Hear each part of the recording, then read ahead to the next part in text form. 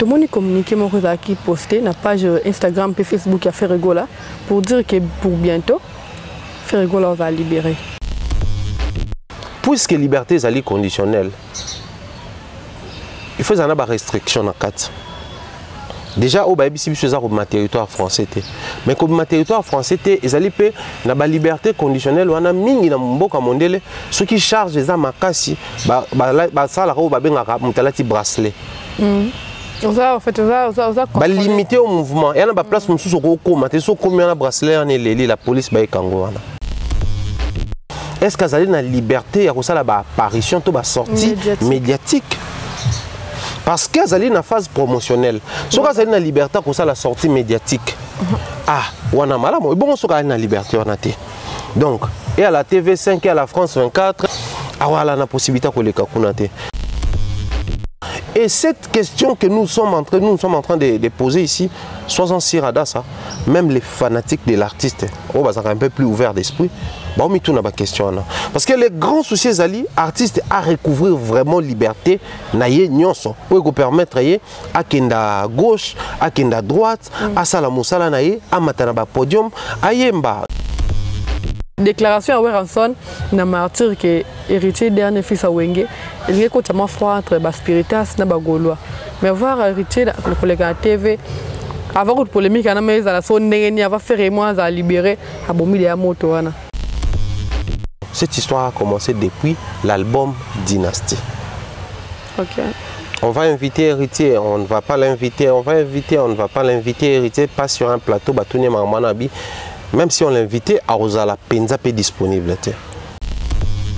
Si héritier tant que non même ma dernier fils j'ai à dire parce que na podium moi dans zalaki na bango tout sauf kaka Alain Pela.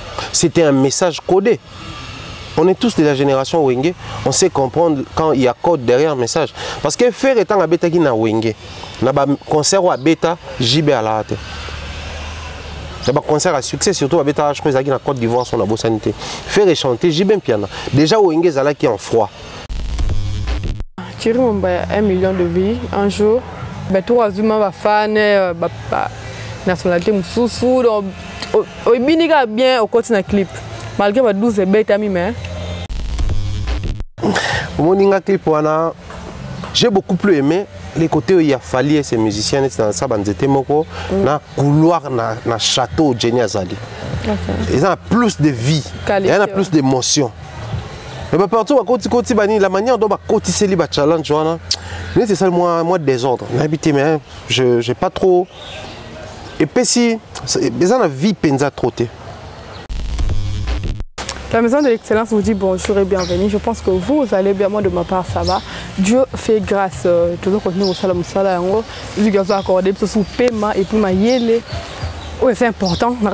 Parce que tu veux ça misala ma yele tient de côté et puis ça ni misala de kama yé qui ne peut pas derrière la caméra c'est Glody mais ça peut déjà m'aider à dire bonsoir à l'excellent Thierry Mumbai. Bonjour, bonsoir à Dassa. Moi également à Bandero Balandignon. Moi également, je crois que ça va bien.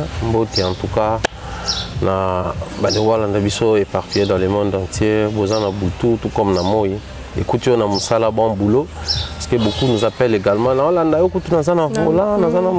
Donc, restez beaucoup plus concentrés sur le travail.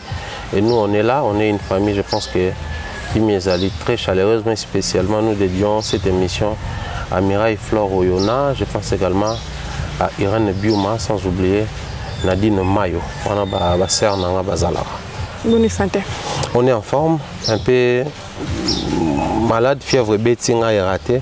Et on met ça même ni on a les longues et tout ça. Et bon, le bureau est raté. Bon, final contrat. Après, au fait, bon écoute, il a que ça qui est anticorps n'en bien. Là on a d'autres bébés. Comment CDT? C'est-à-dire maladie de basala nzoto. En fait, nous avons créé nzoto après ça une possibilité, il y a rebundi sa maladie.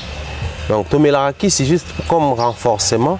Il y a immuno na biso et bundarawana. Parce que y a bunda tellement bien que fièvre peut qu'on y a peu boué na mel na qui cité et bimi en moment ou après que non. Donc, faut bosser mais la fin d'amour à mingi. Bon, malheureux à biso. Tel que le nganzambe. Bien beau que le nganzambe te. Nous peut bol comme bimba nzambe. Le kaka la situation là c'est insuffisant. Bah situation ni no ça mélanger ça me rappelle on dit. Tant le bagi to ngana répondre ba on a continué na tout. Voilà, question ya kana ngopenzaka bonne Afrique combative. Et là vous préparez ngana ngota. Afrique combative c'est Adassa, c'est Mombaya, c'est Glody Messa, c'est Jonathan Bolem, c'est toute la team on est là. Enfin on m'zamba otama beaucoup de telle manière que on ne manque pas la possibilité à ça parce qu'après on est tantôt combattu, ça c'est déjà très normal, il faut tous avoir combattu, mais par moment on est jugé par défaut.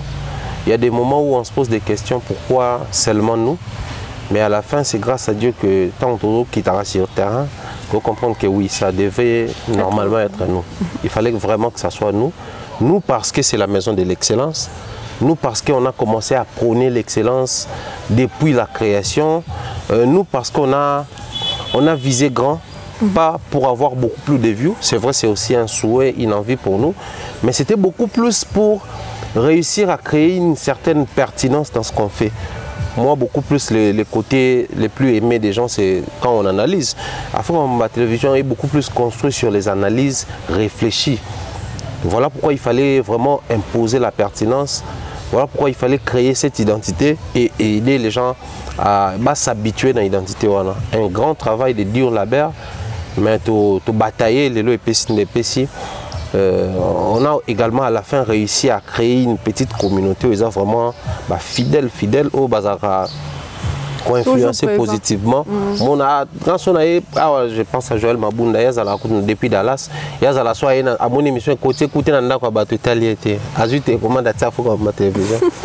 Tout est non excellent. Après la place, je pense également à maman Aline. À ça qui est famille même bateau batala YouTube par contre sur na bande on est excellent tout ça là même on a dit mayo sala ki baya bovik mayo toute la famille baye banga so excellent na papa na bango d'ailleurs okutana na papa mayo et ça là qui on a prôné quelque chose ce que autres la bateau ngo autozo le belo totanga ba kombo so soli na bango d'ailleurs okutana na papa mayo c'est un grand homme na RDC mais atala biso tout la catégorie bateau approcher dans supermarché na banzela na ba rond-point en tout cas mon fils je t'aime beaucoup.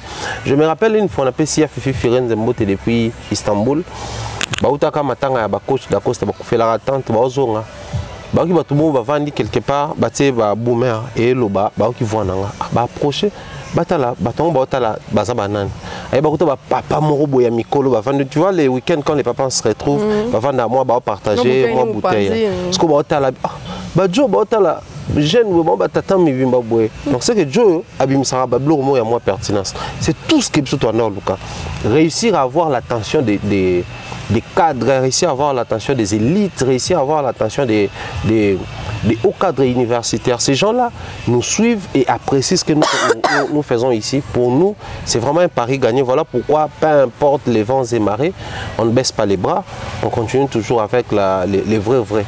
Moi, je prends des gens comme ça. Aujourd'hui, on doit profiter de l'occasion pour le dire. Des personnes comme Bernard Chamala. L'homme qui choube, tout ça là. C'est-à-dire, il y a rapprochement, il y a amitié. Mais c'est un grand homme de la société. Bernard Chamala, à ça là, on a ONU. Actuellement, il est dans ONU Soudan. Il travaille d'ailleurs dans PCM depuis France, la famille, maman, l'étiole, toute la famille. S'il faut classer, le profil, c'est comme un gouverneur dans ONU Soudan. Mais fidèle, il y a la télévision. Depuis Azaki na Gabon, d'ailleurs, comment est-ce que je vivais avec lui na Gabon, parce que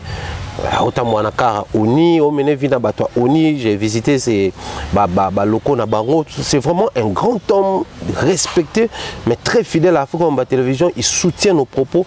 Nous, la grande vision, c'était tout ça en sorte que YouTube congolais et comment on a consommé par l'élite congolais. C'est vrai, c'est tout le monde qui peut nous suivre, peu importe la position, tout le cadre, mais c'était beaucoup plus viser ces personnes intelligentes-là.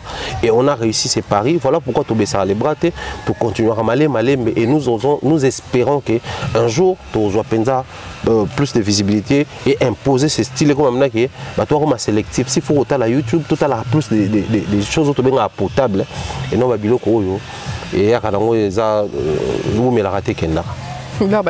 voilà.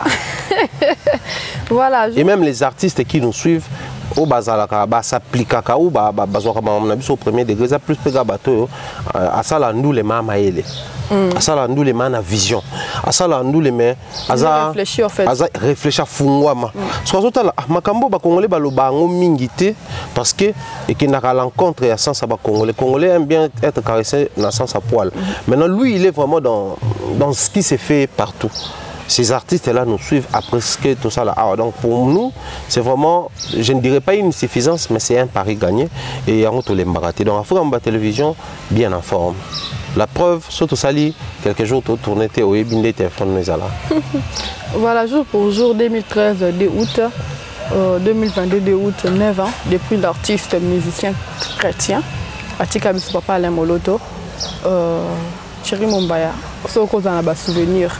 On a été mais la musique parce que qui t'en a ma souvenir Ezali, nous à l'époque quand on arrive à Petit Dimi, c'était plus les couples Bouloba, Moni, Maman Georgette Ambouzab, surtout rappelé dans moi tendance, tout ça un peu moins penchant, mais c'était la musique où il y a enfance dans Bisso.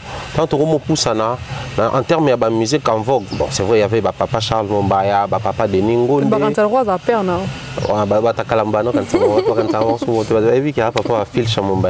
D'ailleurs, Dieu voulant, on a un fil Chamumbaya pour tout solo là. Tout ça, l'émission spéciale Papa Charles. Et ça, là, un grand plaisir. C'est une grande dame aujourd'hui. Il y avait tous ces gens-là, Papa Matou Samuel, Papa Mente. Après tant de musique, ils ont poussé dans un groupe. Sur les lots, le Libanda, Bazalaki na Exo. Biso na Congo, toi qui na Gaël. Groupe adorant l'Éternel. Ils sont dirigés par Papa Alain Moloto. Mais je reviens sur ce que je venais de dire tout à l'heure. C'est bien bon, l'homme doit donner les côtés forts naïe na musala naïe, c'est-à-dire son savoir, et ça la plus reposer na musala naïe. Il y a un moment où le artiste, c'est vrai qu'on a du mal dans le secteur, mais quand il fait la musique, il doit vraiment le faire très bien. Maintenant, si on Papa Alain Moloto, bazaki bato bayaki na musique, ma memina bongo. Joana a tobolanchik bien ne bakino balobara. À ça là même na ministère d'affaires étrangères, à ça na société l'État, mais comme c'était une vocation et un appel de Dieu selon la croyance chrétienne, derrière qui vraiment kokoma à temps plein la musique. Mais comme on a que c'était une personne oyo bien qui azaki na appel, bien qui azalaki na grâce au Banzembo à succès, mais c'était un réaliste en fait. Ayeba ki ce que Dieu a mis et pananga, ils ont un accompagnement à Batumsusu. Vous allez remarquer na basuka suka ne papa Alain yoyemba les fruits de mes lèvres. C'est comme si il pressentait la mort en fait. Mais tout au long du parcours, il y a Gaël, tu as frère Franck Moulaja, tu as pasteur à Toms, tu as pasteur Henri Papa, tu as pasteur Nadège, tu as pasteur Blaise Kanda, tu as tout. Bimi na kata Gaël. Ça dit Papa Alain ebaki ngolu nzamba pienga, mais ngolu pe mususu eza tout autour nanga. C'est ce qui manque na kata ba groupe chrétien. Bon, moi je venais d'assister à l'anniversaire à Maman Laure Mbongo et tout ça là. On a connu des gens comme Marie Missam, on a connu des grands comme Denis Ngonde, on a connu des grands comme Patrice. Surtout tout ni bano babimi na orchestre en bango. Peut-être tu es bien bangoté.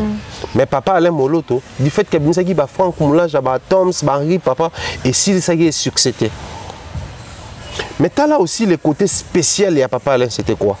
Moi, c'était la motivation qui bouillonnait en papa dans cette personne. Oui, ben qu'on poussait à ça là-bas prophétie, mais aussi des déclarations intelligentes sur les pays. Il nous prenait des références sur les pays africains ou comme émergents, mais comment est-ce que va procéder? C'est vrai, moto kita moto ezik samisa la satana, mais aussi avoir des dirigeants soucieux et amboka na bango. Donc c'était une personne qui ne s'est limitée pas seulement toye mbaka kanzambe, tous les sakaka milimo, mais to mema bato na moi une certaine révolution mentale. C'est ce qu'il prêchait, c'est ce qu'il prônait. Bota la émission suka sala salaki na ba RTNC na ba sango malamu, vous allez retrouver ça.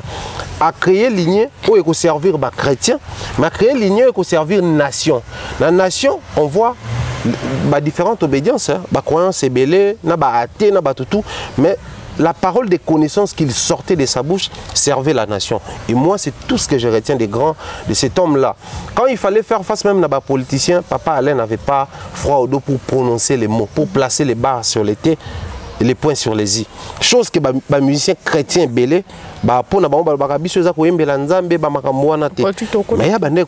souvenez-vous, l'histoire nous rappelle que Martin Luther King Jr. c'était un révolutionnaire, mais un pasteur. Donc, on peut beau servir Dieu, mais aussi profiter de sa notoriété, de l'élévation de Pessio pour parler de ton pays, pour dénoncer parce que quand tu vas au pourquoi pas nabiso ko sala maté, c'est vrai au banza mo kosambe nzambe miracle salama mo ko pousser pe bateau talonga mona ki bande zaboye a peut ko sala boye. Donc c'était un grand homme oyo lelo oyo tozana moi du mal ya ko retrouver les profils de Papa Alain Moloto dans la musique chrétienne actuellement.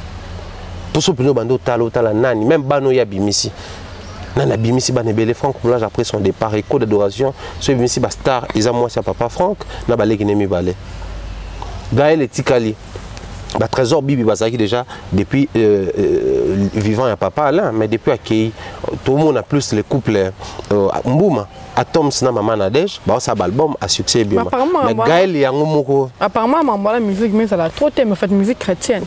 Que ba bisaraba na tout le monde a un peu la musique de musique à Mokili. Place tout le monde a ce la musique à Mokili, on a baza na souci à toujours en auto spiritualisé, mais bah na souci à culture nabiso. C'est-à-dire quand on parle de la culture congolaise, c'est beaucoup de choses, mais la pièce la plus connue c'est la musique.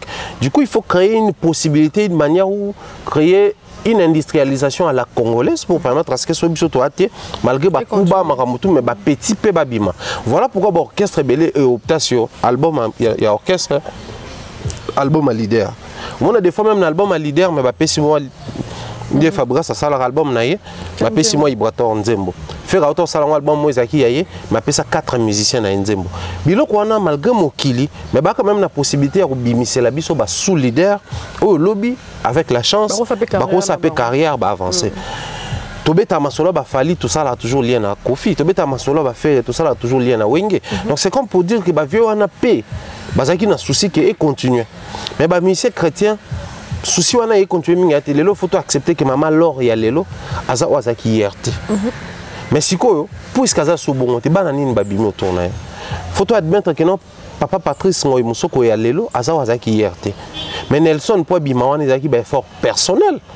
C'était pas parce qu'il y avait un frère Patrice qui donnait vraiment de l'espace, de l'éclairage dans Bananaï. C'est la chose où tu reproches à beaucoup plus la musique chrétienne, mais bon, comme on va ils ont mon salaire ensemble, tu évites sur une zambe ne mutape qui ça bango pratique wana. Soit les ensemble bien, soit les ensemble il faut pas en revoir parce que Dieu aime aussi bateau bazar la libéralité. Même au nom de la libéralité, tu peux donner de l'espace à bateau mususu, ba vivre, ba émerger ça qui te commun. Bon, vu que vous avez peur, mon rentre ma bengue na pela obisabanate. Yango to lobiso ezanzambe, OK. Mais ce que les appenzanzambe, je pense qu'il est grand temps de créer et de revoir. Rien n'est impossible à l'époque. On voyait les artistes musiciens chrétiens s'habiller dans la veste, Gaïa, tout ça, clip à peu près, mais les lots, autant les clips à Mike qui rien à voir. Autant Moïse Mbé, clip à Salama. Et les gars, musiciens qui les belle. C'est aussi possible, le tout le monde. Comme hier, c'était pas vraiment fréquent, mais Moïse Delo, surtout Tamasolo a dit malgré l'imoué, l'écolo, il y a un entourage à Mabé, surtout Tamasolo a Trina, malgré pas Kita, mais Babimeli, na beaucoup ya Moïse Mbi, na Bibomba musique. Donc hier, c'était pas faisable, mais les autres musiciens chrétiens, on peut ça à label, donc c'est aussi possible de trouver un album, il y a la mano Didio. leur mot on pesi oyo nzembo ba yembi na un album voilà tu vandi peu boto qui album ya Shekina musique papa Mike pena pesi oyo nzembo ba yembi et ça va créer une nouvelle façon de faire. Je crois que ça sera et aux ala profitable hein, aussi pour la banane ensemble tout comme bateau tout bah la musique en pour après les photos la vérité bateau tout est au la musique chrétienne baza forcément que ça chrétien. Moi j'ai un ami qui est musulman mais il connaît presque toutes les chansons chrétiennes. Bon, Djibril Koutolongolais parce que Djibril au départ c'était un chrétien et puis bah parents naé batika la chrétien c'est le musulman mais j'ai un ami malheureusement Djibril il banga te il peut communiquer Djibril comment ça va Djibril abotami na famille musulmane a collé l'éducation musulmane talaka atanga na école musulmane ana base tout ça on a changé religion te mais soka bandi ko yembelo banzembo nzambe auto benga musique chrétienne on dit matin donc et ça et réussi ça peut kokota na mato ya bandeko baza ba non musulman biso mama leki na biso azaka musulman c'est vrai ba nem sonde ba koli ba comment ba chrétien mais depuis kala ba na ba musique chrétienne avec ça ba monter donc ba ça la bongo za pe mala momo mingi et puis bon ba talent qui aurait cru que Nelson on doit nommer na ba clip faire Patrice Jomo amuki master na PC moto Nelson qui kem tango ko embela biso lettre ozali nzambe nzembo na tout ba sepela nango. Ah mais Dieu nous a quand ma femme Patrice. Oh mon âme. Qui aurait cru maman Fidéline n'a pas donné ma c'est un PC mbote apôtre. Tant que ba ko longa pas leur mbongo bato ko découvrir ah c'est quoi no imbaka moi ba ozali nzambe nanga tant ayembi banzembo mobimba surtout chanson et ça là succès pour moi monene. Donc c'est important aussi tant on nzamba pesi ngolu yo yebani au profiter na lumière wana au vendre bato msusu yesu kana ba apôtre nae ndabi misaki oh tika na église Pierre abando travailler ndabi misaka ke non oyo akufa muto suka po yefo mon apocalypse Jean a commissaire Pierre master nae c'est-à-dire a réparti ça qui batache na bato azaki na bango aluka ki musika te mais ba musicien on a défense demande au monde musicien chrétien a sali collaboration avec musicien mo boya États-Unis aluka ba talent peut-être c'est plus tard plus importante ou plus important que bateau ya kende ko musique. Donc c'est vraiment un sujet, je pense que photo ya mbela ba musique chrétien, tout ça ba analyse, c'est pas un débat autour na yango c'est important. Voilà, c'est important de banal sujet personnel papa le moloto na simana yeto avant yeba musique pe chrétien, ba leki mo ebele to za Marie Misamo donc papa manaki mais musale continuer ko sala nous avons des Michael Mbaye de Moïse Mbié. Vous allez continuer comme ça là. Thierry Mumbaya, tout ça qui analyse mon quoi, c'est sujet arrestation Ferrego là. Et qui si j'en a cause dans aux autres tâtonner car parce que jusqu'à la version il y a vrai nan ebimi na ote. Moi na te en fait to tourner ka autour na ba analyse na biso to besoin nini. Tout le monde communiqué mon cosa qui posté na page Instagram et Facebook a Ferrego là pour dire que pour bientôt Ferrego là va libérer. Ah, mais avant ça, date moi déjà bandé qu'on circulait le 15 août. Le 15, ouais. Mon qui communique en débat, va critiquer communiquer en mandambu. Bon, après libre à chacun d'apporter sa lecture, son appréciation. On a les Cambodgiens. Les plus importants pour nous, c'est un artiste doit être libre. Après les situations comme l'Arabie, que ce soit la famille ou conduite na yo moko boye salike face à la justice. Je crois la prochaine convocation to na vie na la prochaine occasion lui et son staff va un peu plus aguerri et même on a plus de prudence pour éviter à ce que l'artiste se retrouve sur son situation parce que c'est arrivé à un très mauvais moment pour faire un go album artiste sur un album ça demande la promotion ça demande la présence la disponibilité nous on a vu des artistes à la promo parce qu'il s'est dit ça va étouffer la lumière de l'album, ça va empêcher l'ascension de l'album. Au moins, on a bloqué qui t'a vente et empêchera. Pour une autre manière de faire la promotion, c'est tourner sur des podiums. On a un programme na Côte d'Ivoire, on a sensible aux membres à gérer, il y a des Voice Kids et autres. Ces choses-là, contribue toujours parce que même si tu as des voix ici, on voit les membres gérer, à la peine, show, ça là, total, on a des voix africaines, tout le monde a balo quoi, Kanza, Singila et les autres, ça là, show, na Charlotte Zipanda. Même dans l'édition, maman, na Kabel, bazalaki, il y avait toujours ces shows là. Et c'est vraiment une compétition africaine où ils ont plus de visibilité. Du coup, il y a qui encore un ajout de plus dans la musique congolaise parce que c'est un Congolais qui est là présent. Tout le monde a l'eau quand ils ont toujours qui tout le monde qui a toujours qui fait rigoler également. Il y a plaisir. Mais tout ça est comme impossible simplement parce que l'artiste a un problème au niveau de la justice.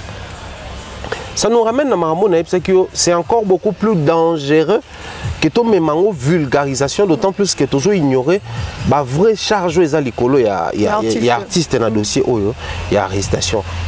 Bon, après la lettre qui est postée ou la lettre qui circule, je crois que ça a renforcé ma Moutoloba qui. Seulement, il y a un souci à mon niveau. Les soucis, Zali, c'est liberté conditionnelle. Ce n'est pas une liberté provisoire, mais c'est une liberté conditionnelle. Où ils allaient au Koubimana territoire français jusqu'à ce que le dossier est aussi là. Alors là, on se pose des mille et une questions. D'autant plus que la lettre, selon la publication, et où tu n'es pas avocat, au moins il y a même photo d'avocat dans mon pandi, pour nous mettre avocat en gros, ou ils s'occuper d'un artiste et d'un faire là. Mais seulement la préoccupation à mon niveau, c'est puisque la liberté est conditionnelle. Il faut des restrictions dans 4. Déjà, au Baïbi, c'est un territoire français. Mais comme territoire français, ils ont la liberté conditionnelle. On a mis dans mon mondele ceux qui chargent les armes à casser, ça la robe a bracelet. Limiter au mouvement. Il y a une place où il y a un bracelet, la police va ça c'est un. Est-ce que l'artiste a se retrouvé dans la condition ou pas? Il y a souci de préoccupation dans les alliés. Est-ce qu'ils ont la liberté de la apparition, de la sortie médiatique? Parce qu'ils ont une phase promotionnelle. Si ils ont la liberté de la sortie médiatique, on a mal à moi. Bon, ils ont la liberté. Donc, et à la TV5 et à la France 24, tout le chaîne en Afrique, FM, Afrique numéro 1, comment je pense Afrique Radio. Alors, la possibilité de les cacunater. Ce qui pensa c'est média exclusivement. Donc, c'est que même l'apparition médiatique, quoi que ça dans la page na show, toi ça la même système au Fabuga, ça là qui live online en répétition. Il y a un qui la poto orchestre à Kinshasa, mais bah qu'on répéter, mon système Fabuga ça là la période il y a comment on appelait ça confinement. Moi ça là on a raté. Même bah émission et les carana communauté na biso chez bah ado, bah noli et les autres.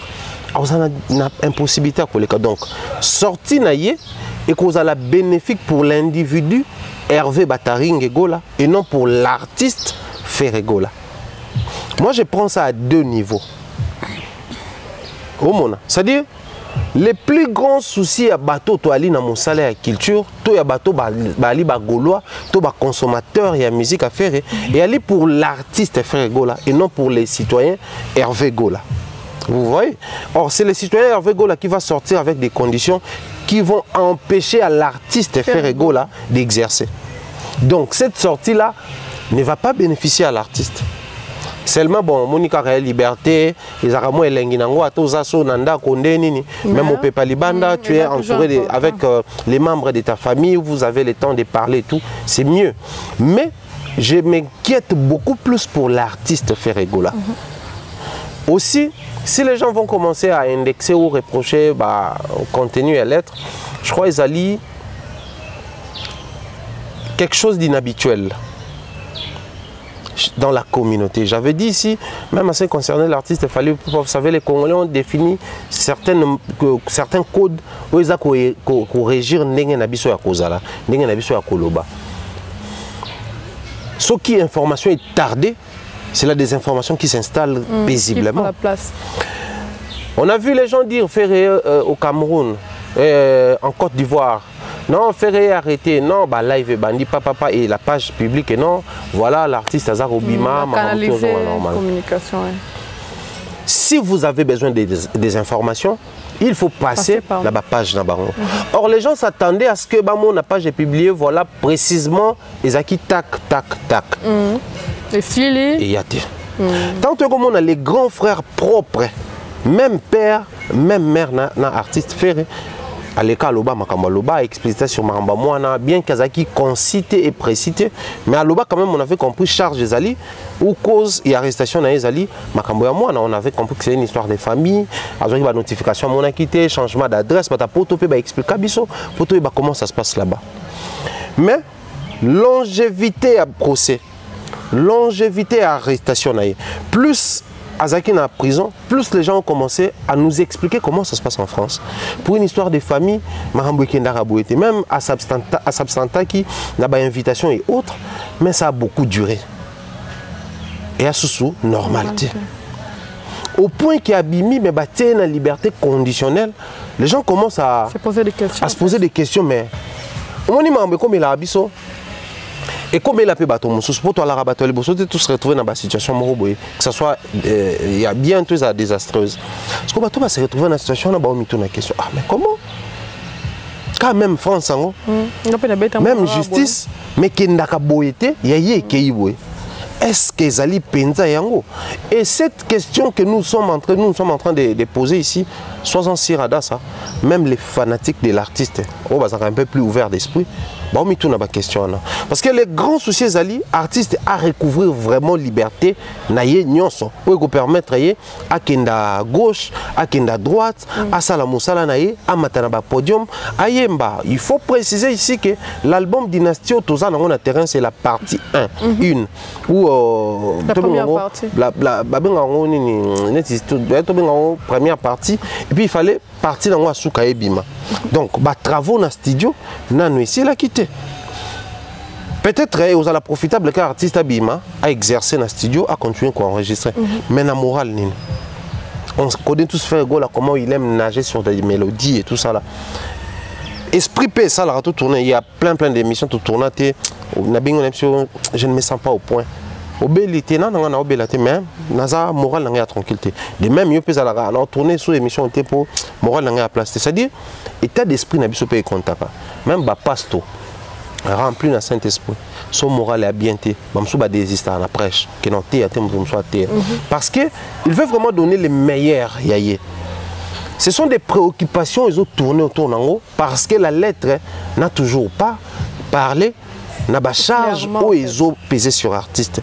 Où ils ont ça la même qu'il fallait bah ça la appel pour que j'ai accordé bango liberté provisoire voilà. Ce sont des questions où ils ont connaître une mystification autour d'en où ils ont comme un mythe où jusqu'à preuve du contraire ils ont préoccupé biso bateau tout ça penza na souci beaucoup plus c'est artiste qui est individu et citoyen.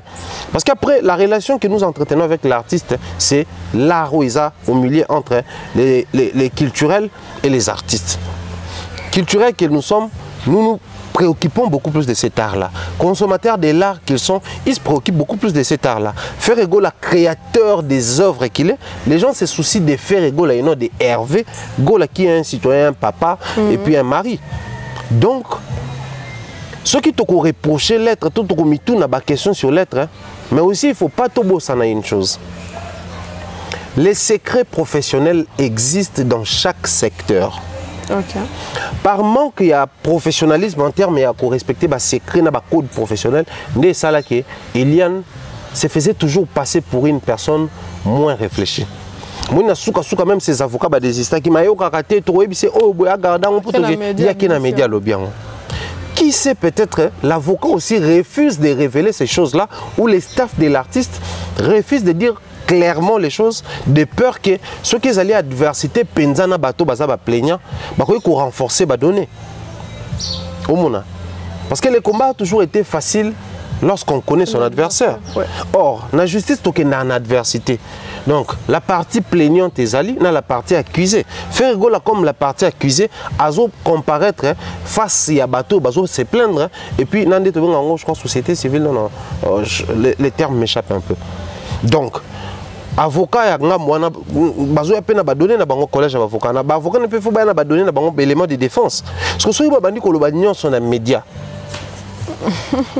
artiste étant une personne publique, azala toujours na ba détracteur. Bato ba lukaka chute na ye, bato ba lukaka malheur na ye. Bato wana ba ko se saisir de la situation, ba moni siko clairement les vrais problèmes, ba renforcer ba charge. To ba ye ko s'aligner derrière, bato yo ba accuser ye. C'est vrai, c'est la justice française, on va dire que c'est une justice bien stable, bah ça la investigation, mais ça reste la justice yabato, la justice humaine. Les œuvres humaines, elles auront toujours une imperfection. Pour acquitter Koffi Olomide, avoir acquittement avec sursis, ça a pris plus de 10 ans. Koffi était cloué ici au Congo, il ne voyageait plus. Parce que les avocats ne travaillent pour ces autres travailler. Si après 10 ans, on a clair, relaxer le mouvement. Admettons que ça, ce qui est arrestation, qui est en réalité censé prendre moins de temps, et presque 2 mois. Ce qui procès, ce qui est continue, procès une année ou plus. Pendant cette étape, nous déjà révélé qu'il y a au grand jour. Donc, côté on a facette, d'un côté les soucis du grand public, les soucis des fanatiques de voir clair. Mais aussi de l'autre côté, la sagesse ou les codes liés à secret professionnel, il y a des avocats de ne pas tout révéler dans les médias des peurs que il y a conclu artiste. Alors dans ces cas, s'il faut parler en termes de propositions, vu la gravité de la situation, parce que moi je pressens que c'est une situation assez grave. Parce que si ça ne l'était pas, on n'allait pas nous attarder autour de ce sujet pendant longtemps et sans voir clair. Le mieux serait d'instruire les staffs Ferregola, de donner des mots précis aux pros Ferregola pour communiquer, afin d'éviter des déluges dans des désastres. Pour biloko on a par manque d'élégance, il y a harmonie, il y a un peu qu'on exposer artiste. Moi, dans ma famille, moi j'observais Fally Ipupa. Quand Epela qui a Fally, Niki, Mambabana, tout ça là. Les gars, non seulement ils ne parlaient pas, mais les vrais, les bureaux, l'entourage de l'artiste. Soit une émission, non, chef d'orchestre là. À télé. À télé, Tina Mutasuka. À Tikala, tu as la mention sur Mambouana. Ok. Azate. Moi-même, les journalistes qui s'empressaient à finir Niki, Koko la Fally, Toko finir Fally, Koko la Niki dans notre la banque. Je leur disais, souvenez-vous de l'histoire de Ferregola et sa fille qui est en Turquie, Davina Gola. Les histoires des familles, ça peut crépiter, ça peut tirer à balles réelles, ça peut faire tomber des têtes, mais ça finit toujours par trouver des solutions. Chez nous, les Africains, on dit si la famille est ben nanaka et katanakate. Et à l'international, on dit les linges sales se lavent en famille. Même quand les juges ont faire face à un dossier familial, peu importe les nations, il y a toujours une alternative, vers dialogue pour calmer d'abord la tension et puis départager Batou selon ce qui est prévu par rapport à la loi Mbokawana, de justice Mbokawana. En somme, Ada, je crois, si c'est lié à un secret professionnel qui profite de l'occasion pour instruire également les profs Ferregola quand ils passent sur des plateaux, à la focus sur l'artiste parce que là, on ne sait pas rentrer dans la vie des messieurs Hervé, mais on doit rester sur l'artiste Ferregola. Or, tous ces gens-là travaillent avec l'artiste et non avec Ferregola. Hervé. Donc, restons sur l'artiste, souhaitons les meilleurs pour l'artiste. Je crois qu'il y a les Kamamalam. La moni artiste peut réagir face à Makambango, Miel Koemba Nzembo. Soutenons plutôt l'artiste. Moni Biloko soutenir. Voilà. Il a besoin de ça parce que si on a besoin de solo moko, Moni Moto, ce qu'on se retrouve dans la situation à Boloko. Moto Anazala, même les plus forts, à connaître un moment, il y a une perte de force, peut-être inexplicable. Pourquoi moi, même Nelson Mandela, après toutes ces années en prison, tant abimi, a aucun sou vivre en moi. Mais c'était la même femme au Azakiwana. Est-ce qu'on s'est déjà posé des questions, ni les Kanaki, précisément tant Azaki en prison? Mental, ni na comment en réalité, ni na vivre qui, moment ni à travers ça qui. Je vais aller plus loin pour parler de la Bible. La Bible mutalaki sabiso Yesu. Qui Jean-Baptiste cousin na a baptisé, ba ebisi na révélation que muto ya on a soko baptisé. So monika ka parmi bato o baptisé, so monika ka kolomba kitie que voit moi lobi likolo, c'est que yende mwana nzambe auti lo la kitie. Tant à salon mon salama abi, je ne suis même pas digne ko délier ba sandal na yo. À présenter batutu, voici l'agneau de Dieu. Voici celui qui ôte les péchés du monde. Et les cani, jour m'sou yeso les gars sous boy. Jean-Baptiste a fait un apôtre na ebanine tout ça landé za laika. Apôtre na balaki tant mutoloba qui o azaki agneau de Dieu wana sabi oui, c'est lui qui est venu d'en haut. Apôtre Jean-Baptiste ba s'est détaché dans balandi Yesu. L'histoire de la Bible, un lecteur de la Bible, la Bible est bien dès que vous êtes en place, en place mais plus loin dans la Bible, Jean-Baptiste est arrêté, voyant la mort approcher son existence, a tindi l'apôtre et tout. Est-ce que ça vraiment y est? Tout aux éléments qui inspiré Saint-Esprit à passer dans le désert à lire à côté ça alcool parce que Azaki consacré depuis le ventre de sa mère, mais à côté d'autres prison est un moment très compliqué. On peut sous-estimer soutien na yo, mais alors qu'ils est important pour nous en prison. Mais mon souci à peut-être en prison, mais tant akobima cette force là pour transmettre qui est et vous permettre à se remettre vite. Donc, si vous êtes en prison, ces gens, ça la union sont juste pour moi. C'est très important. Mais aussi, je pense que les artistes et musiciens, ils ont besoin de conseiller. Okay. Parce que on va faire, à un moment donné, moi j'aime bien m'assumer. Les golos sont un peu éparpillés à l'instant, un peu à l'ordre dispersé. Mais tout doit soutenir au fer et ça va un peu moins bien. Parce que le leader n'est pas là. Quand les dirigeants n'est pas là, diriger, toujours on a moi éperdument moukier. J'ai également vu des bazos CP là, na Nzembo Miel la sali to ninga revisiter na acoustique Nzembo a faire pour nous soutenir. Et na mon ende ba CP là qui tant au na fila beta concert à la ta t-shirt soutien faire ego la bango tout. Mais seulement il y a un autre artiste comme on a Patrick Beckham à sali Nzembo mo libérer faire ego là. Les artistes doivent apprendre à travailler avec des personnes professionnelles. C'est la liberté dans la manifestation, ce qui arrestation est arbitraire. Okay. Moi, je pense que marche libérer Vital Kamerhe parce que le juge a monique la preuve exacte. Or, on a la loi de montrer les preuves, je te dirais, les droits. Ce qu'on veut dire droit sur base de Yanini, puisque la preuve matérielle, ils allaient quitter. Attends, tu as un commanditaire, un commanditaire intellectuel, mais il faudrait quand même qu'il y ait des preuves matérielles qui permettent de retracer. Il y a un moment où il y a une manifestation et qui libérer Boé. Tout le monde a Mandela, même dans Soweto, tu vas libérer Mandela parce que l'arrestation est arbitraire. Tout le monde a libéré. Bakanga, journaliste, Bakanga, Peter Tiani, tout le monde a libéré parce que tout le monde a et l'arrestation est arbitraire. Mais quand Bakangi Moutou, avocat dans Samba, à Monina Bacharge, ça devient une récupération médiatique parce qu'on veut nécessairement attirer l'attention de Bagoulois. Et vous allez remarquer ça, ça fait tellement du bien aux fanatiques, on s'est laissé la banque emporter. Maintenant la chanson est au studio, Fergo a déjà babé au bima. Vous allez chanter libérer l'artiste et l'artiste est déjà libre. Donc à un moment donné, surtout les jeunes artistes, battez-vous pour vous faire de la place. Regardez les jeunes comme les Gaze Mawit. Regardez, au moment où il faut aller au Adassa. C'est vrai, ils ont à l'ordre été, maintenant profitez quand on a le baron. Bana oyo bazobi ma pas leader, il y a une génération à moi 5, moi C. Ils ont tendance à ignorer une réalité.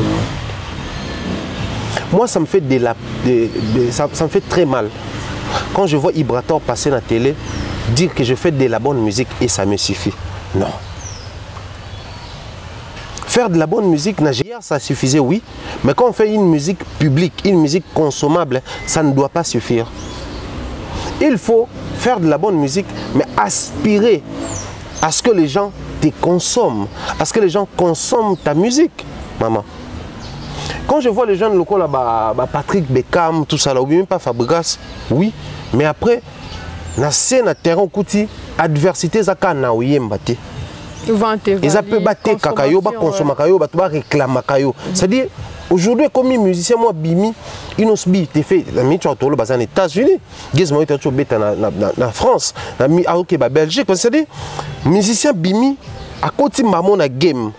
Et ça, tout Bimi, comment créer suffisance, comment créer zone moins confort, c'est très dangereux pour la musique congolaise. Et ben, il faut pas la logique que notre on a Bimi, soit il faut la clasher, soit il faut la soutenir, soit il faut la courbette, on a profité na moi situation sympathie pour permettre de décoller. Non, il faut vraiment se faire de la place, il faut comprendre comment est-ce que les choses marchent actuellement et les faire. Bateau tout total à maman, ba Camerounais wana baza ko bima. Bateau tout total à ba Ivoirien na bazo bima. Ba oya boy, Kais Bloom wana abimi kala troté. Voilà. Mais il fait des concerts dans la sous-région. Pourquoi? Parce qu'à comprendre que je dois beaucoup plus me vendre en ligne pour permettre pas nanga ba otalanga dans les canaux médias nabiso mais libanda dans les pays voisins dans la sous-région ba découvrir avec la bonne musique. Des besoins na yemba danger na beta banzemba bien et ça la support maintenant accompagnons la stratégie.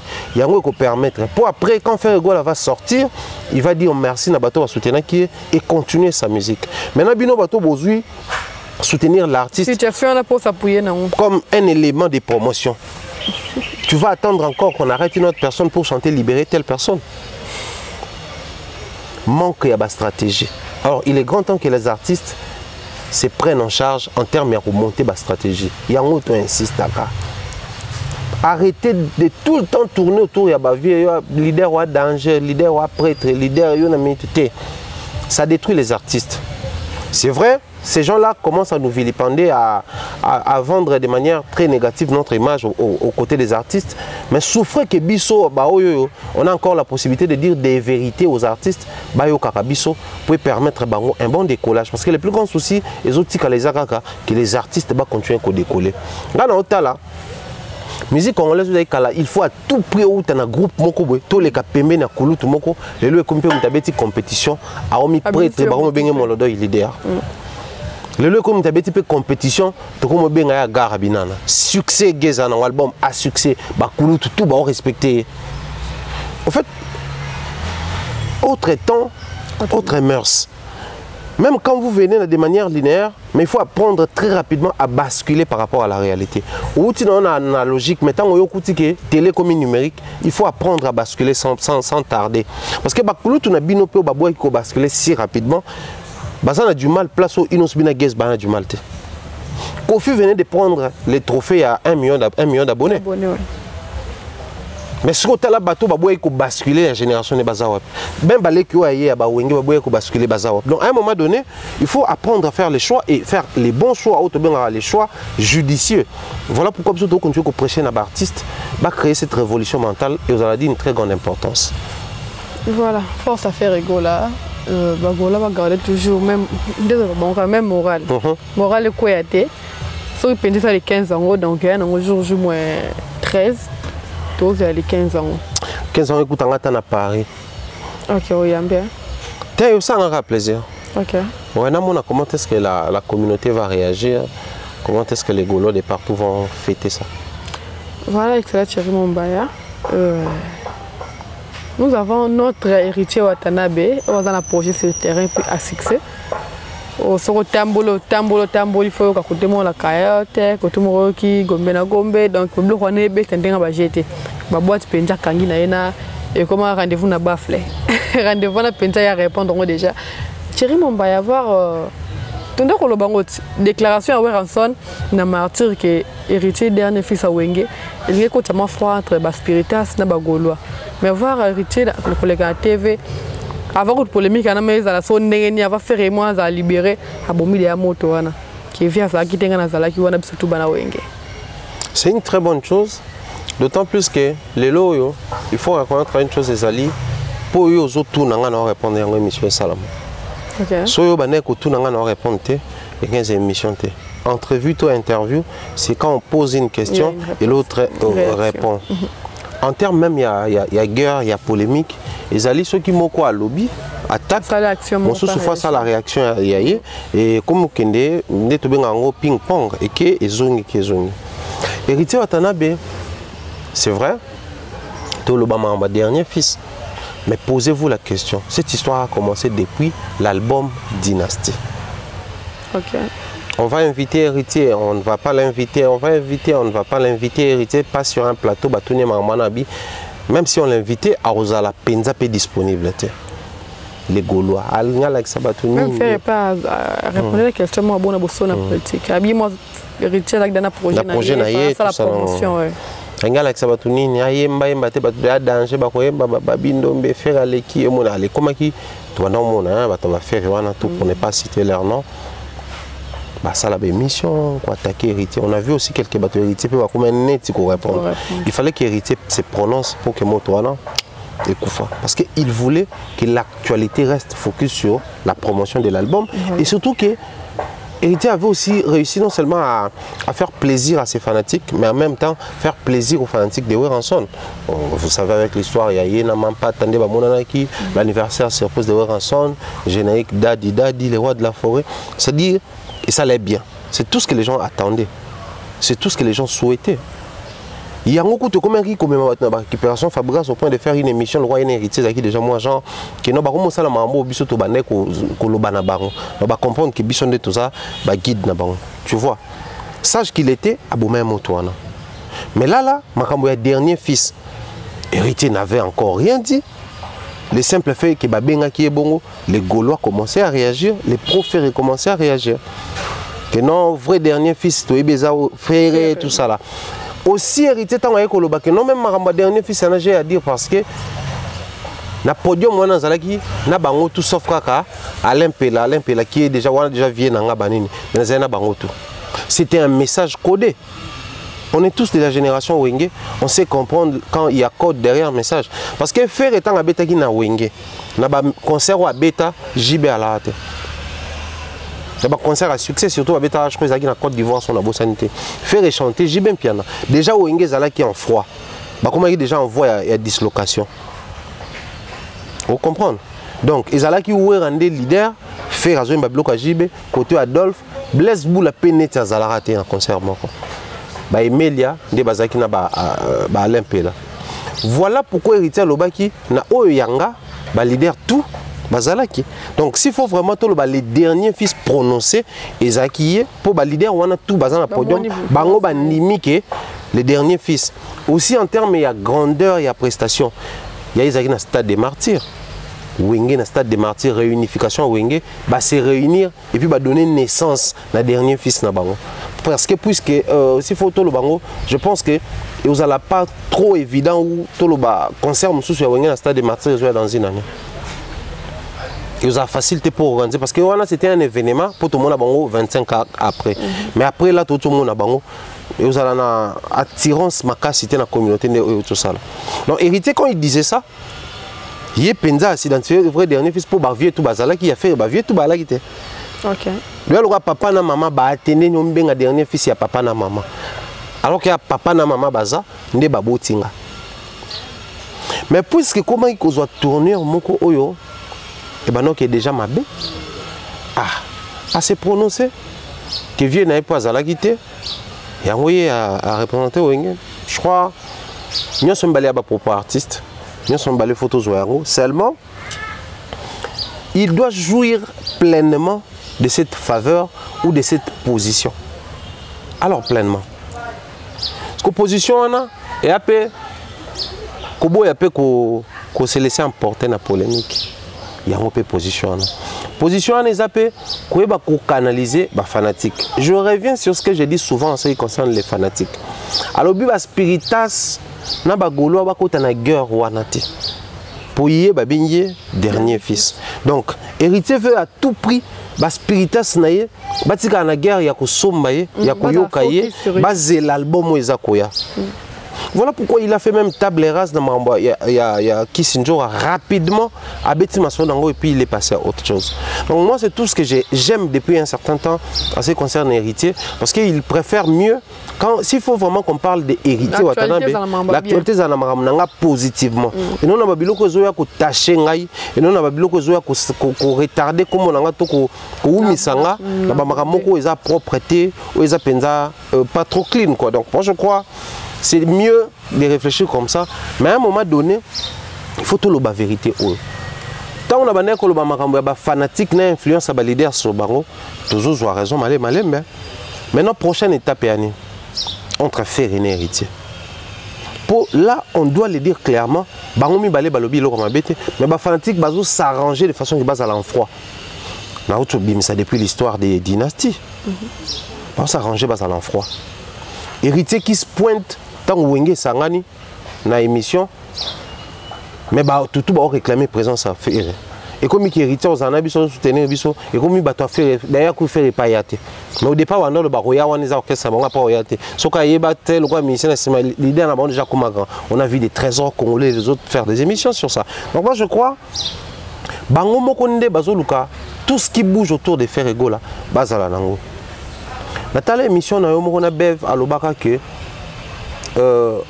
vrai adversaire il y a Ferré na minute les héritiers en termes musical peu importe ce qui nini aussi longtemps musique et continue kozala on va parler adversité or siko yo na ndenge na bango ya Wenge adversité entre bana Wenge et comme rude et enfin et comme réel na niveau to kende et puis pour nanine parce que bana Wenge ba fonctionne un système clanique. Biso ya clan Wenge d'abord. Protéger Wenge, toi Wenge. Mais na Wenge on a la facilité de défendre Ferrego parce que ayebi consciemment que Ferré a l'équipe na succès. Didier Lacoste peut facilement que boya Ferré publiquement parce que que son a boyi Ferré batu ba Holandanga. Ça tourne autour ya clan. Vous comprenez?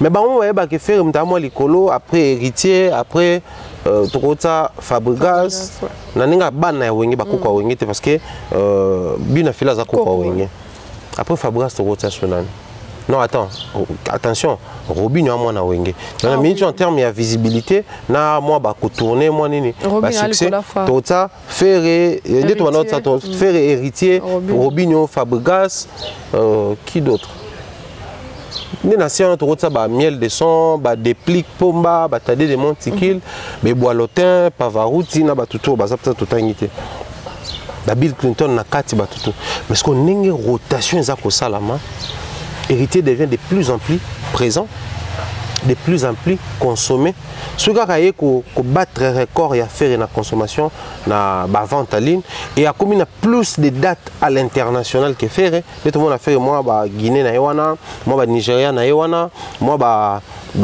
Côte d'Ivoire na yo tu raté bien entendu surtout tout le monde qui a hérité comme na ba rotation na Cameroun Côte d'Ivoire c'est fini il remplace Ferrego parce qu'aujourd'hui il a réussi à tenir une base autour de spiritas. Tout le monde a commenté ce que baza bec ongle en train de soutenir l'artiste. Donc du coup tant que il faut basculer et vous allez invivable pour na ba fanatique ya Wenge général et puis pour na ba fanatique ya Ferré ba supporter que les loba to ba ko makolo ba on a ba émission que on a ndenge ya Wenge mutaza na position likolo ils a héritier après Ferré. Et vous allez un discours très insupportable et vous allez appeler le mot très amer et impossible pour na bango ba avaler yango. C'est là où maintenant les problèmes vont se poser. Les problèmes vous allez peu importe le discours au c'est le roi na TV to que Ferré avec qui na succès. Et comme est-ce que peu importe le discours au biso to bando sala, to nous revenir sur le fait que héritier na minute a plus de succès que Ferré. Wana maman koyoka ba émission, koyoka ba réaction.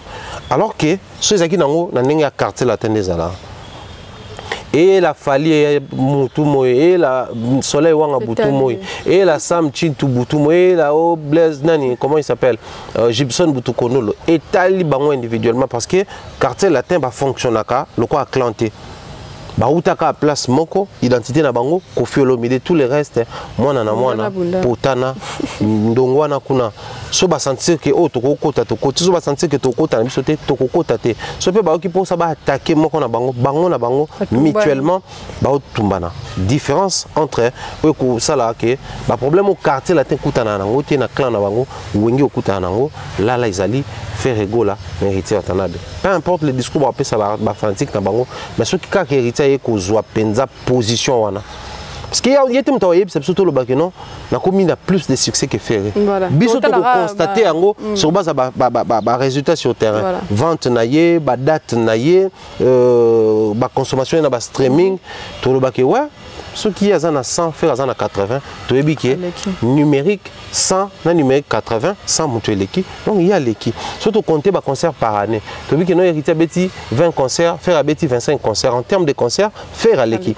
Mais ce qui est comme hérité comme à 30 à maman hérité à l'équipe. Surtout vendre à ton monde hérité à qui ça tourné dans les États-Unis dans la zone tout le hérité à l'équipe. C'est en ces moments-là donc au monde que ce n'est pas une parole de connaissance que Babylon tout le bela fallu en badata lokuta bon moi là tu en peux héritier oh ba concert à lokuta banin to comme le bela héritier quand on kola lelo to comme les kan be misha bino boko ma bato héritier bolinga to ko défendre héritier parce que to linga to certifié to là que ça que nous on a quand même pris le temps de vérifier c'était vraiment une date calée nous on a pris le temps de vérifier c'était vraiment sold out c'est-à-dire tant to banyo le Babylon ko ana toko basculer des bateaux à Fali, des bateaux à héritiers.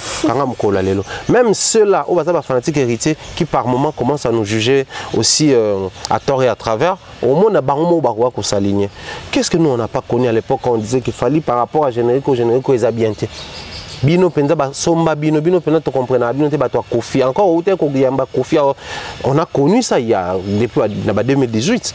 Mais là, le discours a changé parce que l'artiste est dans une très bonne position et qu'ils ont créé des détracteurs.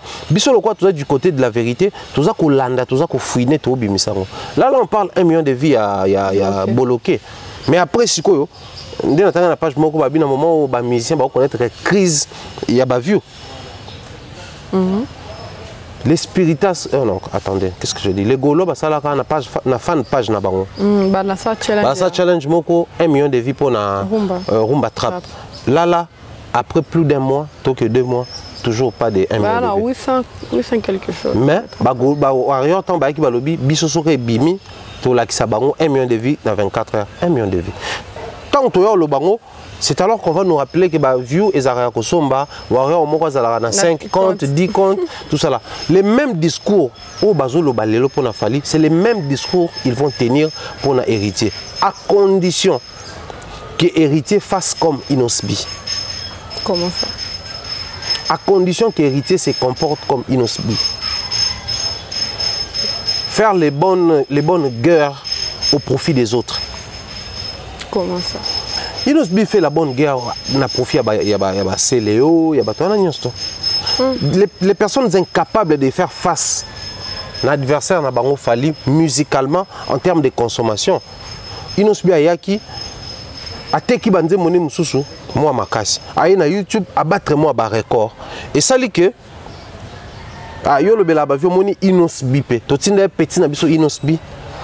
Total bémission ba marque Aouz et Inosbi profiter de cette position là, accepter ces discours là, s'identifier, s'aligner derrière ces discours là. Du coup ça faisait faire à Inosbi des bonnes guerres mais pas na profit naie au profit à baton soso. Mais c'est quoi la différence entre Inosbi et héritier aligné?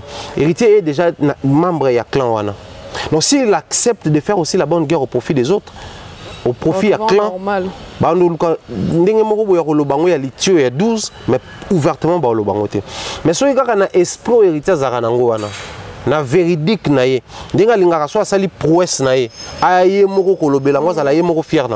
ça va créer des ennemis, ça va créer des adversaires. Même dans le clan. Les autres adversité, il y a miel et héritier, mais vous verrez les vrais adversaires d'héritier Baobima. Chose qui est très naturelle et normale dans le milieu musical congolais. Mais je pense que qu'on révéler au grand jour, profil, na vraie face, bateau, prétendre à la vraie. On a vu ça, hein, héritier, c'est le au moins en froid, c'est le abo Bimsanzemboana. Donc, vrai profil, vraie identité, vraie face à Bimsango facilement. C'est ce qui va arriver dans l'ascension, parce que moi je commence à pressentir qu'héritier veut vraiment se lancer dans les games. C'est vraiment se lancer dans les jeux et jouer à temps plein les jeux. Ce qu'on va s'alléger à l'Ibanda et que staff à l'Ibanda vendit bien. L'équipe qui va gérer l'artiste, qui va coordonner les choses de l'artiste à l'extérieur, va travailler de manière très investie. Alors,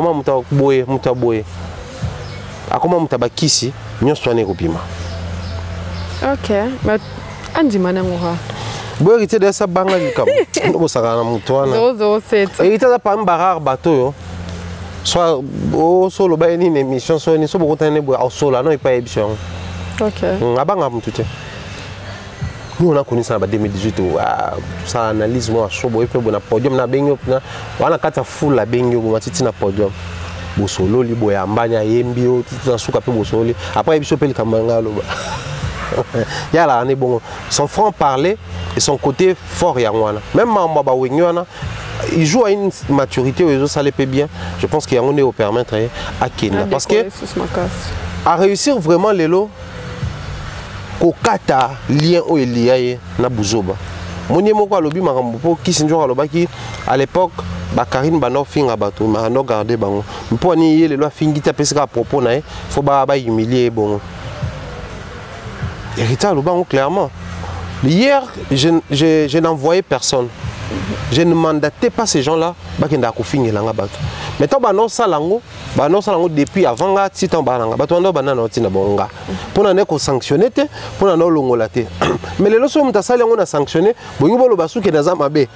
Donc pour permettre na améliorer. Ce sont des artistes qui écoutent ce que nous disons ici, na analyse. Parce que les gens analysent si est seulement si héritier est vraiment clean dans ce sens-là. Pourquoi accepter de cohabiter ou de garder à ses côtés des personnes qui descendent les autres où ils ont estimé qu'il y a un problème? Pourquoi il doit permettre aux agents qui sont censés travailler pour lui de tenir des propos déplacés à l'endroit où il y a Batom Soussou? Bon, mieux vaut tard que jamais. Seul les badauds ne changent pas. Puisqu'il ne l'est pas, il a changé, il a basculé vers les côtés où ceux qui ont mabé, tout sanctionné parce qu'ils sont au lingui, bisokaka. Je pense qu'ils ont un peu plus réfléchi et je félicite cette décision-là. Voilà, Thierry Mumba, 1 million de vies un jour. Et voir Fali pour passer à la mode déjà son abossanté original pour notre émission. Cause of challenge, il y a des fans. Ne ba fan la première fois zoki batu ba bilongi mo yebani déjà ba bini njembo avant à cause na clip ba to azuma ba fan ba nationalité mususu donc o bini ga bien au côté na clip malgré ba 12 beta mi mais bon ngai avant na loba makambo na lingi na prévenir na bato Fali na Fali ngaza na mo ba photo bien na pe na mo ba vidéo bien. Pour mon idée, le bac à battre sous son critiquer clip, mais moi j'attends la photo bien. On a la photo bien présent. Ok. Et qui toko. L'ordinateur aussi filmé bien pour les athées toujours le bel comme vidéo. On a bango biso mo vidéo ça moi ça. Tout ça c'est. Mon inga clip wana. J'ai beaucoup plus aimé les côtés où il a fallu ces musiciens dans ça banzete moko na couloir na château Jenny Azali. Ils ont plus de vie. Il y en a plus d'émotion. Mais partout, la manière dont on va challenge, c'est ça moi désordre. Mais je n'ai pas trop. Et puis si, les gens la vie pensa trop. Nous avons cassé le côté qualité clip. En fait, le côté qui toque les fanatiques se sentir impliqués dans le clip. Parce que la vidéo, ils ont que tomber sur des vidéos na TikTok ne bazu baté le discours était clair challenge et bandit bato ba vidéo na bango ezala sélectionner et kokota na clip donc bato tout en ba tinda ba vidéo ba no poster vidéo ba ne ko taguer Fali ba komi bloquer ba taguer Fali comme ça permettre bango na tag so bato tag mais là il peut numéro on peut déjà ça qui pour routine directement numéro mais ba pesa qui peut possibilité ko taguer mon na tag ne tout ça déjà émission ba tag malebele donc sinon on ngela so ba taguer comme nous on a possibilité oyeba ke ba taguer à partir de l'application, ils ont une idée. Donc, il y a besoin qu'il y ait un bon. Donc, besoin de toutes les qualités. Ça qui est un téléphone, il y a moi, à Malonga, le roi, il y a Bino. Là, on passe un téléphone à moi, Jean, le roi, il y a Babiso, et tout ça là qui est caca. Là, il y a un téléphone, il va filmer la vie Rambo. Rambo. Et Chine Rambo. Ah, au business, t'es moniteur photo moi Chine et bimio de la parenthèse. Bah oui, tout qualité. Souka na qualité, ça dit photo liboso il y a Oncle John a posté. On dirait moi pas dire mais ba photo bon. Ça dit on va faire na moi na qualité à photo habité shooter wana. Ouais, la famille on est banda. Shooter wana toujours lukaye, wa kangi Oncle John photo. Photo kabela. On signe photo Oncle John, no banga te. Le service un sénateur à vie, ancien président de la République, a un profil qui permet de garde, de battre la yé. Est-ce qu'il y a un Il y a anniversaire filmé on dit Batama tala qualité bima. Et dans tout ça, ça fait du bien aux fanatiques qui va se sentir impliqué. On va dire que un clip a fallu au mimoni au monacat. Et ça la fanatique moi bien tout ça là. Assez bateau babylone na bango za. La promotion tout ça aura partenaire déjà. Aujourd'hui le roi général Makoso. Ba ivoirien mususu na mona ba commentaire bazaki même na retard ba bete clip de Bimi. Ba monika général Makoso. Et na air à Paris en fait. A kati parti wana oyaye a posté na lien. Ba tout qui est ba commentaire na page général Makoso. Ba coach ba sala ki ba nini wana ba na kati wana. Omoni promotion wana Jenny Sali, promotion wana ba tout ba figurer ba sala. Ça va rapprocher Fally Ipupa na ba Warrior. Oh depuis ba comment na combo ba Warrior, ba comment se sentir un peu plus aimé parce que moi ben le Warrior suprême. Malgré le général na bango azali qui est aussi un Warrior qui est Charleston, mais asana yé moko Warrior. Ce que ba monaka leader na biso otolingaka, yé pas mi benga combo biso ba fanatique tout ça. Ndé héritier le baraimo pas spiritas. C'est-à-dire et ça là ba fanatique et loko moko boy. Ce qu'on se voit ou se regarder à la télé na clip à Fally, c'est le top niveau mais seulement alignement nango tout ça là, après j'ai pas trop senti le côté clip. Hein, moni hein. Et ça parmi biloko yo. À un moment donné, on reprochait à l'artiste Fally Ipupa. Bah côté clip naé, il y a un moment même à Raoul bah que non, bah tout va faire une photo bien té. Bah tout va faire une vidéo bien té. Il bah qu'on reprochait. Donc je crois que tu en as prochainement ceux qui pensent les besoins ils allaient impliquer bango tout à la côté réalisation il faut ça la manière rebelle bah ça la bango dit bah montage on a quoi aligner ou peut ça forme peut-être à la pleine écran té peut perdre un peu qualité davantage mais ça la moins ndenge moko boy et aux kitoko makasi seulement 1 million de vues pour moi je pense que ce ne sont plus des choses autour va na to loba plus ba njembo na suka ma de dion na ba DJ abinje ba DJ ma Nathalie qui interview je sais pas si il y a interview ah lobby nzembo yango ezaki aki ne ko ça ko enregistrer en côté mais ba ki na studio a beta guitare mélodie ekoya ndi ba ko moyemba et puis bimi ndi ba bimi chamba moi en fait eza ba biloko oyo to benga ngo ba musique dansante ya kaka boye ba mona nguma nango et puis binisa pour nzembo loko a bloqué extrait bimi yemoko bani ko yemba ngo a sengi challenge te mais tala ninge sali tour. Les Camerounais, les acteurs camerounais, madame et monsieur, tout le monde a basali sali ango, namoni ba ivoirien basala salaki, ba malien, c'est-à-dire et ça les tours, même ba chinois, na soki ba japonais ba tina clip wana. Ta chorégraphie na bande des akito. C'est d'ailleurs la meilleure vidéo ya chorégraphie na moni depuis bandi. Ngata ine me bina ni. So ba tsaka wote nenga na linga ina nyonga. OK. Sérieusement. J'ai aimé les gars là ya asiatique wana. A obina tellement kitoko na jeu de rein le quoi africain. Parce que jeu de rein na biso oyo ton exigeant pour tout ça là en Afrique. OK, là on a biso. Et ça pene lo mo bonza ba pesa biso qualité africain et ba ko bina. Azakana moi j'ai des reins peu importe ba pays mo na moi ko bi mo te to ka mo da Juna Games nde bazali ba ya ba ko ningisa te. Po biso to ningisaka. Congolais ta ebo bina tene tsadasa. Mais mo na ke. Never partout fait bima. Mo na ke soko bina otalika azaka moi congolaise pe kaka. Na moi ma nzambe. C'est important côté wana. Et après, pour le reste, ezali et loko photo loba. Album ozobi mes albums rumba. Bloqué na ba bezan na 4 albums rumba. OK.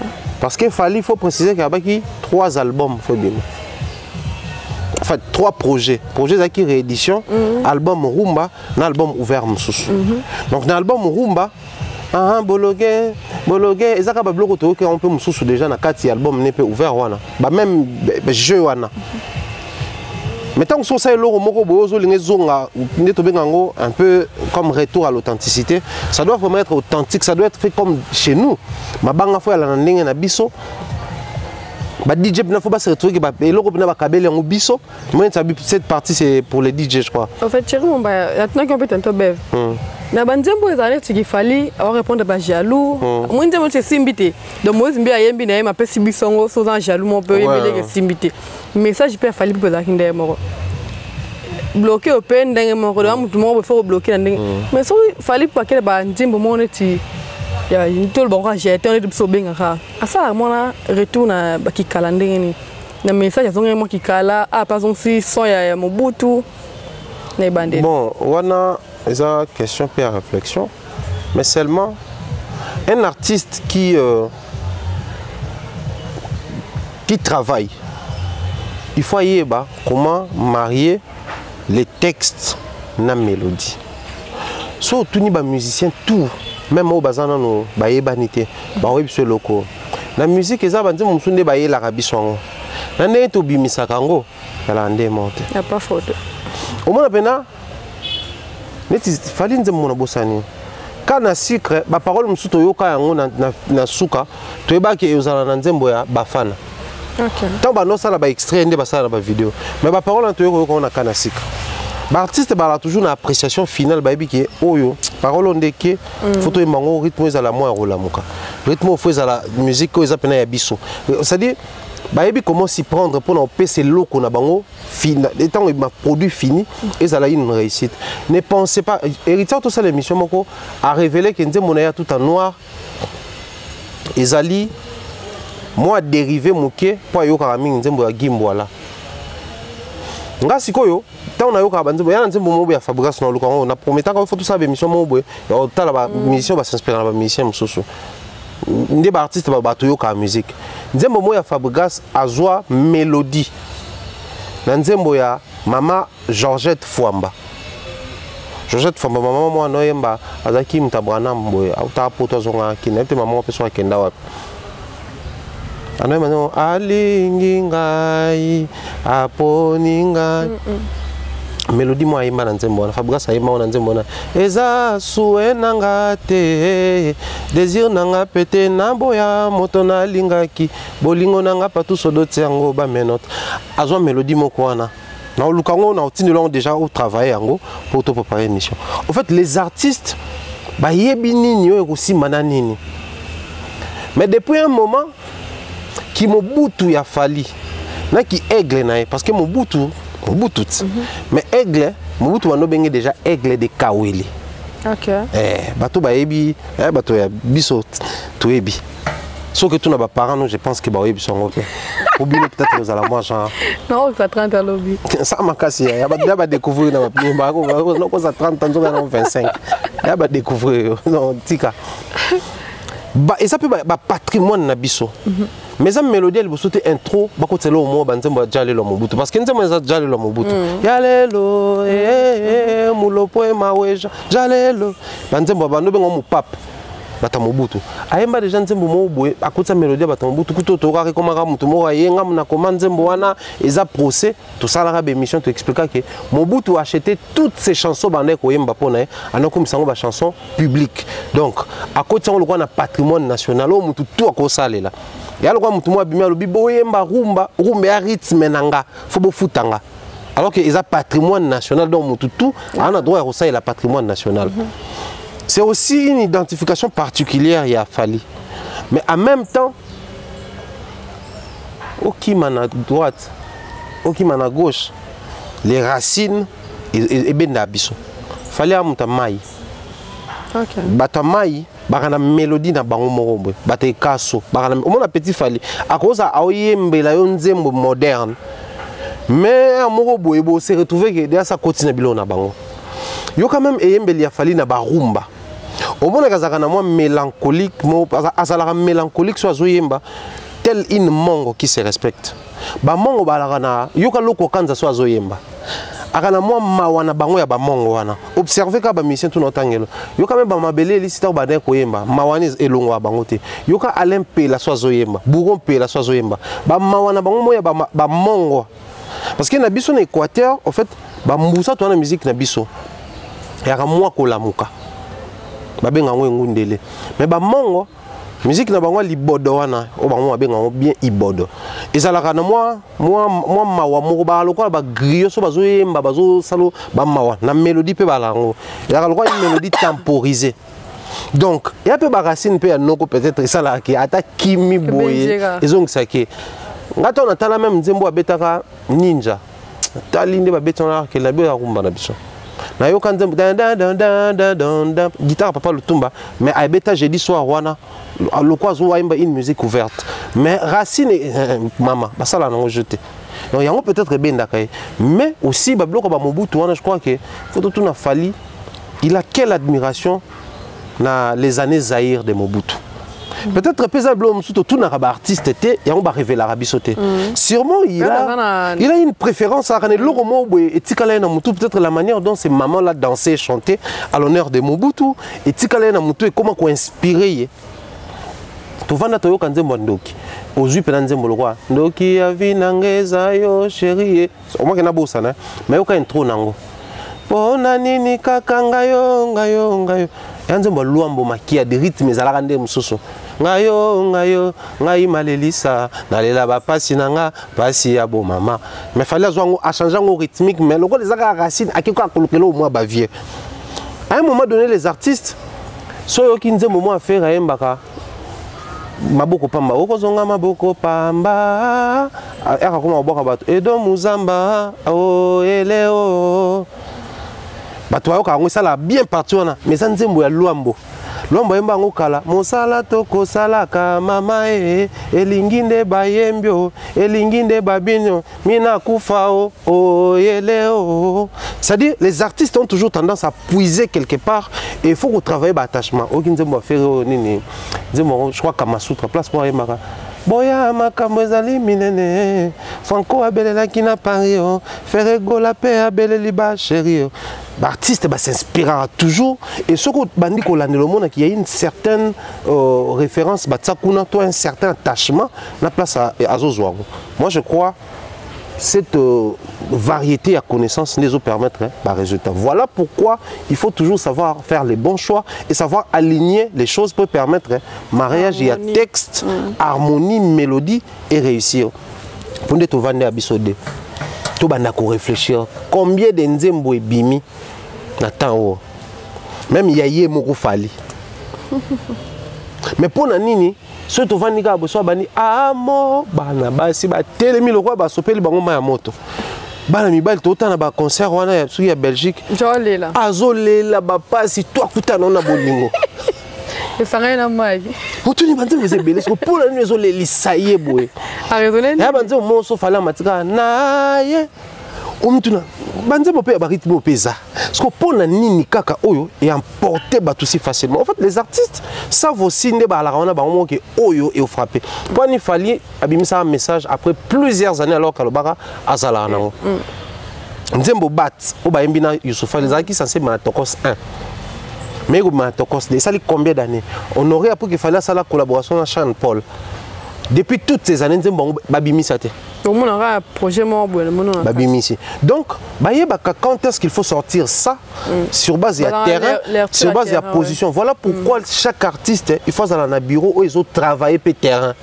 Ba travailler terrain na bango, ba travailler fanatique na bango, aller ba tamiser, ba talisco par rapport à ndenge zali ni ne ko okuya ni ne ko tikala.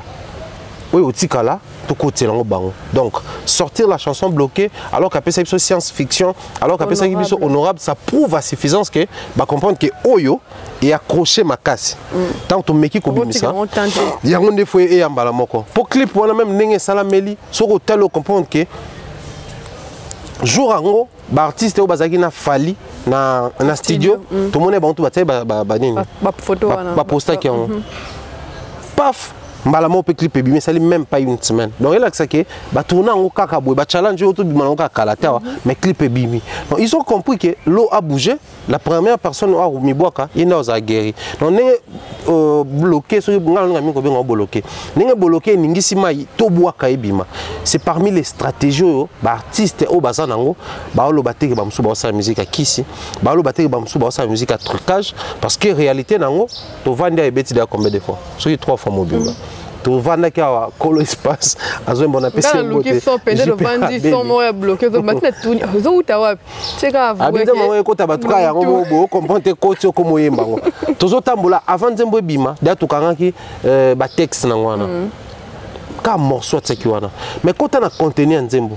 Ils ont des ambiancé bateau mais la carte signalé que bateau que non oza tino bangate muta loyauté faut ça côté muto aza bien tena il faut bloquer c'est-à-dire ça pousse les gens à mettre de côté les personnes nocives les personnes mal intentionnées mais après il y a un autobina bina na biso kaka tout ça a plaisir je crois que par exemple moi que j'ai belé to koloba mais je conclus par dire que il a su faire les bons choix bon À un moment donné, il faut qu'on continue à féliciter, qu'on encourager les fanatiques, à consommer les artistes. C'est parce qu'ils ont les meilleurs soutiens aux fanatiques, à un artiste. Voilà. Quand on fait un journaliste, quand on fait un artiste, et qu'on profite d'un artiste, mais quand on consomme, donc, c'est la meilleure manière, c'est la manière par excellence de soutenir l'artiste que vous aimez. Donc, félicitations à tous les warriors éparpillés dans le monde entier. Je pense que votre artiste continue de vous donner des éléments où vous mettez dans le stade. Mais les mots boyo quand on a bus tango bandoya, mais les mots boyo quand on beaucoup dans le stade. Donc c'est pour votre bien, donc continuez de consommer l'artiste. Voilà, Thierry Mombaya, le 29 octobre. Tous la famille, moi raison à qui ne peut ça. Bah pour moi c'est ça la maintenant, mais il y a un dingue moi oui. T'as coup d'envoyer mon temps au Yakinde et il va officiellement. Moi personnellement, ceux qui coup d'envoyer au Salama Sofalien à Kin dans le bas, c'est erreur. Ok. Ouais. Je n'ai pas les derniers mots, on n'a pas la connaissance à la promotion, mais après avoir observé ce qu'a été la promotion de Wenge, il faut rappeler aux gens que Wenge c'était beaucoup de groupes réunis. On voyait sur un plateau, sur un même plateau, allais-je dire, Moussaka, Sankara, Bato Adolphe, c'était des orchestres. Koyamba Oué, on a mis un plateau, on a mis maison, mais on a BCBG. Côté Adolphe, on a mis Tonia. Donc c'était orchestre. Ce qu'on a orchestre, on a bazaki wenge ya kala na ba vieux tout ba fanatique ya kala ba wenge ya sika na ba fanatique na bango sika ba wata ba côté mamwana ba tubele ba côté marambwana. Mais l'espace il y a un mois ba faillir na promotion. Donc nous était déjà l'implication à Batu Bango Moko. S'il fallait vraiment parler promotion, les gens n'allaient pas répondre. Bon, il y a un moment où obligé de jouer une stratégie, ça la porte Moko pour que les gens viennent, continuer à banco concert banda largement en retard.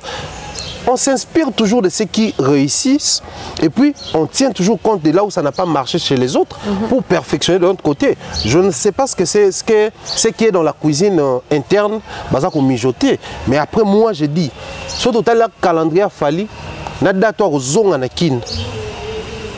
Le temps ils ont pas bien choisi. Mais si seulement peut-être tout le monde va bandrole comme mata, tout le monde va panneau comme mata. Fallait na les États-Unis, mais tout le monde a enseigne, ils ont les quatre, enseigne éliminée, ils ont les cas, ils ont informé qu'il fallait un concert telle date, telle date. Ce qui coûte un mboka mopaya, Bisika Oyo, c'est vrai, il a aussi besoin de ça, mais il peut le faire en ligne parce que mboka wana ba internet à malunga, koleka biso. C'est combien plus forte raison biso awa sur place. Parce qu'il faut tout continuer à réitérer le Oyo. Kobeta un stade de martyr pour un Congolais, ça a une autre connotation. Ça atteint une autre dimension. Moni wenge beta bastade ba vient biso banani ba mené ba beta bastade Fali c'est la nouvelle génération ou azo beta stade wana. C'est à partir d'un stade naïe de redéfinir les choses parce qu'il va renverser retourner les stades. On va partir d'une autre façon de faire un stade et comme une autre façon. Tous ceux qui viendront après Fali pour un stade bah au ça là différemment. Parce que, et comme une nouvelle technologie, tout ça là. Donc, je pense que l'équipe Fali Poupa qui est à Kinshasa, est censé déjà mettre sur pied, pas monter des stratégies, mettre sur pied des stratégies. Commencer déjà à mettre des bases. Promotion A comme Kinda déjà boué, promotion Koto peut comme Kinda boué, pour permettre de décollage à la bien. Pour ceux qui étaient en tout cas, maman, Nako Sayote, ceux qui baseli Fali Zonga. Les temps sont durs et aux alas. Un peu tard. Dans le but de échouer, mais vous allez un peu tard. Vous risquez tout le monde à me comité à cause il y a retard aux artistes à commis. Pendant que Naebi Batoune Belé Bazan a Kina Bakouba n'a pas déjà au salon. Pendant qu'il y a des imprimeurs Bazali, imprimé Babache. Déjà il faut tout bandakoyeba qui sont les promoteurs de ces concerts. Il faut tout bandakoyeba qui sont les banques qui accompagnent. Tout le monde qui a une banque, tout le monde qui a Bralima, tout le monde qui a un organisme UNESCO. Mais il faut que y ait des détails. Il faut que les portraits robots des locaux et kokoma.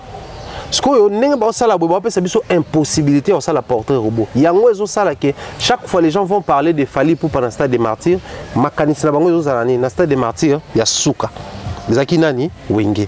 Alors que Fally doit façonner les choses à sa manière. Donc il est grand temps qu'il commence à faire la promotion. Pour il a déjà façonner même intellectuellement le Mitou Nabiso. Et ça va orienter même à analyse ou Salama, même la promotion Salama. Voilà, vu le temps devant chiter excellent Thierry Mombaya. Merci pour le temps, malgré que l'homme qui m'a tournage. Bon, yo osa un succès ma casse Mikolo. Bernard Chamal encore et toujours, merci à toi, salut frère, salut toute la famille, qui d'autre? On va dire bien de bonnes choses à toute la team, Toueba Congo, Bams Joe, Jonathan, prompt rétablissement à toi cher frère, bien de bonnes choses à Patrick Baron, d'ailleurs il est au coup dans quelques jours, dans les Cassiwana, ça a plaisir, dans Kolwezi, on a noté à Das na Kolwezi, ça a plaisir, donc voilà, Mystère Papa dans l'ordre de Lucas et Estrella Andrea, de PCP Mbote, qui d'autre Mbote Ming na Glody Mesa, Mbote na Das qui n'a pas la boîte qui maintenant dans le plateau, c'est dans quelques minutes à anniversaire nayo. Je pense que les Canadiens. Ouais. Les minutes est composé, le temps est composé des minutes. Casnabino, on fait 30 ans. Comme tu veux, donc voilà. Grand merci à bateau tout bas Nabiso, parce qu'on a de près comme de loin, et que Dieu vous fasse du bien. Voilà. Voilà, nous sommes à la fin. Merci pour le temps, l'excellent Thierry Mombaya. Je t'en prie. Il y a Momo. Comment on est bécalingue, on a compris. Voilà, merci à Glody, merci derrière la caméra. De gros bisous à Maman Flo, Yannick Makabi, Galo Robou, Langongo, Papa Eric et Maman Laetitia Dianzeza. Je vois comme ça, nous, je m'arrête, c'est un bébé dans bisous. Donc, on se retrouve très prochainement. Le bino tourné Karma, c'est mon jour en fait. On a retourné jeudi. Donc, on a déjà dans Moussala. Le bino on a peine, ça place on a cané avec les enfants. Donc, ça a sous canelengi, qui souhaite le bino ça va bien. Merci d'avoir réagir. Merci pour tout. On se retrouve très prochainement. Le numéro à Sika sur la même chaîne. N'oubliez pas de vous abonner. Bye bye.